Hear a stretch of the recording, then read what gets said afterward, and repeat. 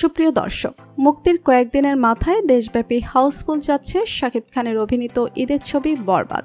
গেল শুক্রবার সিনেপ্লেক্সে চলছে ছবির ৩৮টি শো।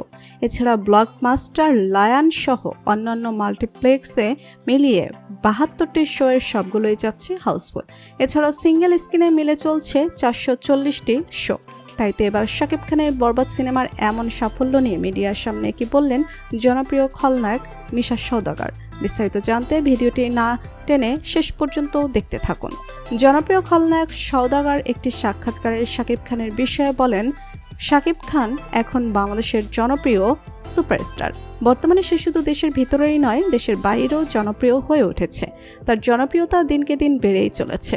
এছাড়াও সে বর্তমানে বেশিরভাগ সময় দেশের বাহিরে থাকে, যেখানে শাকিব খান প্রত্যেক বছরে ঈদকে সামনে রেখে নতুন কোনো চমক দিতে চলেছে তার ভক্তদের জন্য।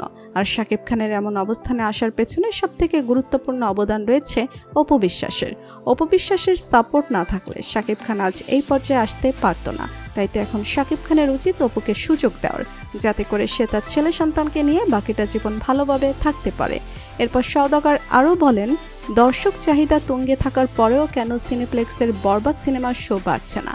এ প্রসঙ্গে সিনেপ্লেক্সের মার্কেটিং ম্যানেজার মেজবাহ আহমেদ গণমাধ্যমে বলেন, দর্শকদের চাহিদা থাকলে আমরা কম দর্শক থাকা মুভি শো ড্রপ করে শিডিউলের বাইরে ইনস্ট্যান্ট চাহিদা থাকা মুভি শো বাড়িয়ে দেই। এমনকি হলিউড মুভিও কমিয়ে বাংলা মুভি শো বাড়িয়ে দেই।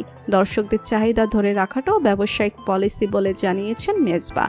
তিনি আরও বলেন, সবারই বেশি শোর চাহিদা থাকে, কিন্তু আমরা পলিসির বাইরে কিছুই করতে পারি না। তাই তো শাকিব খানের বরবাদ সিনেমা নিয়ে মিশা সওদাগরের এমন মন্তব্য মিডিয়া জুড়ে চলছে ব্যাপক আলোচনা ও সমালোচনা।